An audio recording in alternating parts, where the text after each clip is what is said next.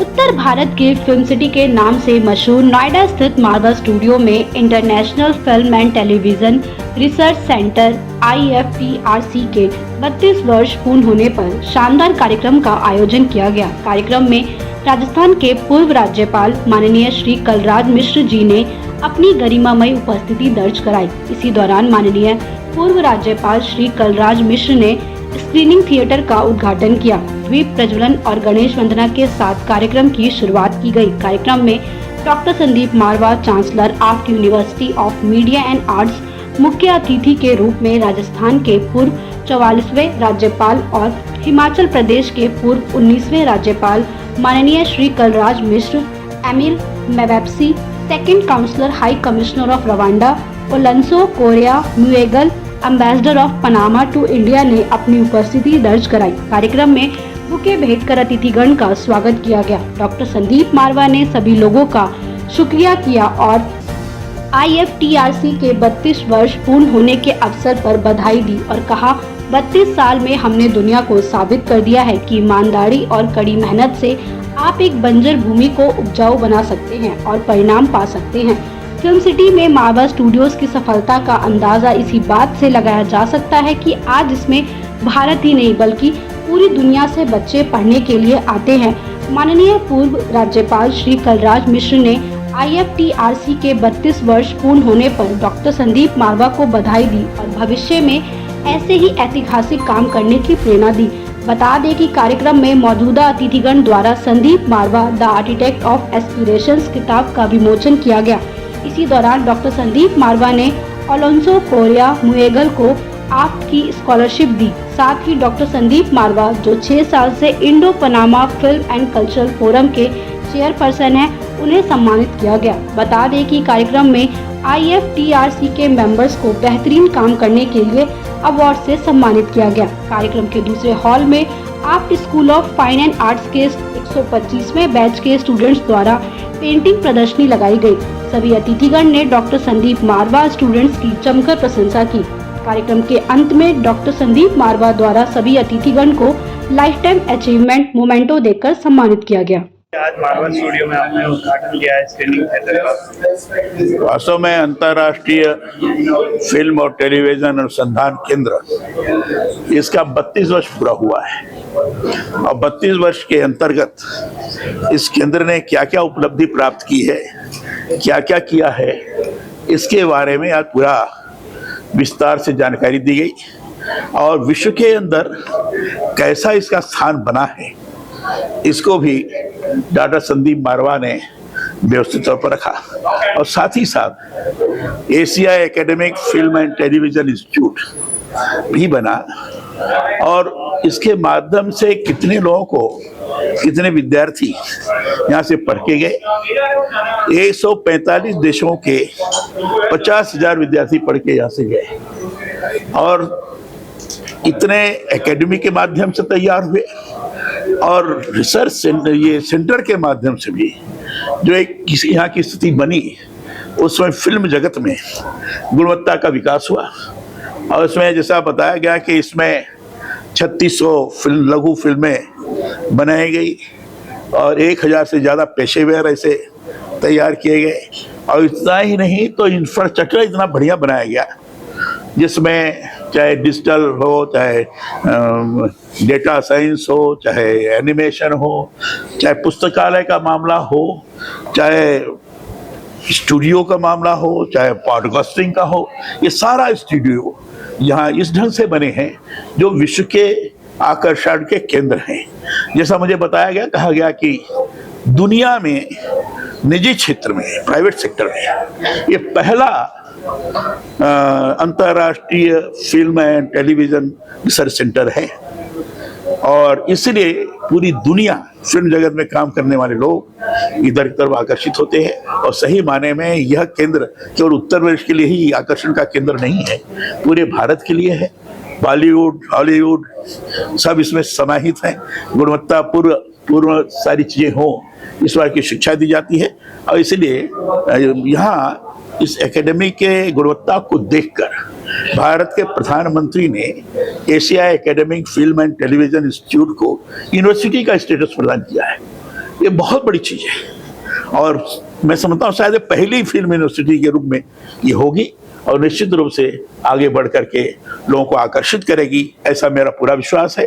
और यहाँ के डॉक्टर संदीप मारवा और उनकी टीम इसको और आगे बढ़ाने में सक्षम होगी, ऐसा मैं अनुभव करता हूँ। आज का दिन बहुत ऐतिहासिक दिन है। मारवा स्टूडियो के प्रांगण में आज हम लोगों ने स्क्रीनिंग थिएटर का यहाँ पर विमोचन किया है। आदरणीय कलराज मिश्र जी, जो कि राजस्थान के गवर्नर रहे हैं, 44वें गवर्नर रहे हैं, वो यहाँ मौजूद थे।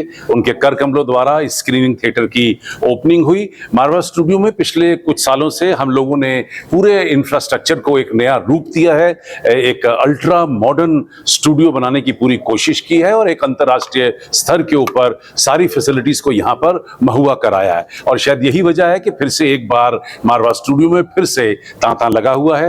ये कहते हुए मुझे बड़ा हर्ष हो रहा है कि ये हमारा 125वां बैच चल रहा है, जिसके उद्घाटन की एक बड़ी तारीख और एक बड़े भव्य कार्यक्रम का हम सभी लोग इंतजार कर रहे हैं। लेकिन इस 125वें बैच के अंतर्गत हम लोग बहुत सारी और छोटे छोटे खताब हासिल कर रहे हैं, जिसमें एक आज का जो कार्यक्रम था, 32 साल पूरे किए हैं हमारे IFTRC ने, international film and television research centre, जिसे हमने तभी खोला था जब हम लोगों ने यहाँ पर Asian academy of film and television की नींव रखी थी।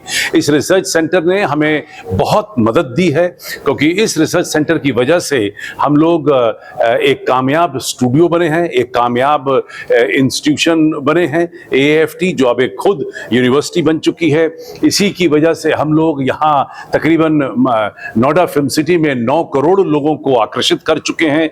मारवा स्टूडियो में तकरीबन 30 लाख से भी ज्यादा लोग 156 मुल्कों से यहाँ पहुंच चुके हैं। हम लोग तकरीबन 36,000 स्टूडेंट्स को तैयार कर चुके हैं और 12,000 स्टूडेंट हमारे 17 कॉलेज में इस वक्त बड़ी ईमानदारी और बड़ी मेहनत के साथ पढ़ाई पढ़ रहे हैं। बहुत सारे खिताब हम लोगों ने जीते। ये आप ये समझिए कि तकरीबन 8,500 इवेंट हम लोग अब तक पूरे कर चुके हैं, जो भी अब एक अंतर्राष्ट्रीय रिकॉर्ड बन चुका है। AAFT को इसकी तमाम 127 क्रिएटिव संस्थाओं को 1500 से भी ज्यादा बार सम्मानित किया जा चुका है। ये कहते हुए मुझे बड़ा हर्ष होता है कि आज AAFT जो है वो the most decorated institution in this part of the world. Bharat में तो इसका नंबर 1 आ ही रहा है। दुनिया में भी पहले 5 बड़े संस्थानों में AAFT का नाम आना शुरू हो गया है।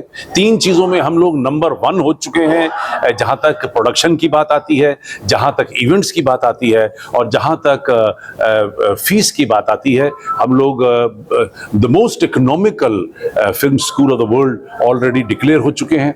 और इस तरीके से अगर हमें पिछले 32 साल रिसर्च सेंटर के, 32 साल हमारे इंस्टीट्यूशन के, करीब 34 साल स्टूडियो के और 37 साल से जो मैं नोएडा फिल्म सिटी के इस पूरे प्रोजेक्ट के साथ जुड़ा हूं, इसको आगे लाने में रिसर्च सेंटर का एक बहुत बड़ा हाथ रहा है। सर, आज पेंटिंग एग्जीबिशन भी लगाई गई और क्या खास वजह थी कि आपने कलराज मिश्रा जी से उद्घाटन करवाया?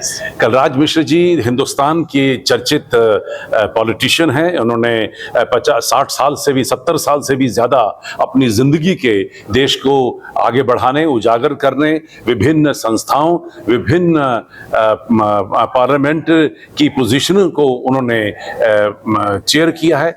और ऐसे वेटरन पॉलिटिशियन के आने से आज 4 चांद लगे हैं। 125वें बैच की क्योंकि शुरुआत हो चुकी है और इसके अंतर्गत हम लोगों ने खुद सोचा है कि हम बहुत सारे कार्यक्रम करेंगे, जिसमें एक कार्यक्रम स्टूडेंट्स का हर बड़े कार्यक्रम के साथ जुड़ता चला जाएगा। आज हमने AAFT school of fine arts की तरफ से खास तौर पे उन तमाम पेंटिंग्स को यहाँ दर्शाने की कोशिश की है जो अपने आप में 125वें बैच को हाईलाइट कर रही हैं। और इन खूबसूरत पेंटिंग्स का कार्यक्रम का विमोचन हुआ। मुझे ये कहते हुए बहुत हर्ष हो रहा है कि पनामा के एम्बेसडर, रवांडा के डिप्लोमेट यहाँ पर मौजूद रहे। उसके साथ ही साउथ कोरिया, आयरलैंड और रशिया से यहाँ पर हमारे गेस्ट आज के इस कार्यक्रम के लिए पहुंचे हैं। Yeah, first of all, I need to extend our gratitude and thanks to to Marwa Studio and his team. Dr. Marwa and ICMEI and the whole of these components of institutions have been associated with the High Commission of Rwanda well time back, and our relationship has grown so big and friendly for quite some time, and we are happy for that. So we are always happy for the invitation that are extended to us, to our High Commission. And it's always, of course, going with the good relations that both our countries, Rwanda and India, have. So celebrating 32 years of IFTRC is a great milestone, as I have mentioned it in my remarks some few minutes ago. So I just gave a comparison or an anecdote for a 32-year-old gentleman or girl, or even those who are ageless. So for them, it might feel a long time back.